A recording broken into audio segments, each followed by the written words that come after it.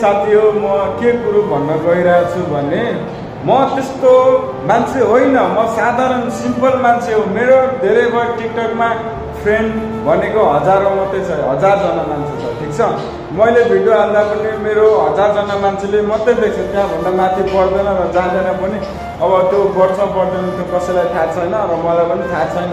म के भन्न चाहन्छु भने त्यो 1000 जना मान्छेलाई मैले डेली दिनको एउटा भिडियो मैले बनाएर हाल्नुपर्ने हो। त्यसैले म 1000 जना मान्छेलाई म डेली दिनको एउटा भिडियो देखाउने छु। मसँग मेरो भिडियोहरू हेर्दै गर्नु, लाइक गर्दै गर्नु, यति धेरै खुसी हुन्छु म। त्यो खुसी म अब कसरी भन्नु हजुरहरूलाई, तर मेरो भिडियोहरू हेरेर खुसी मान्दिनु।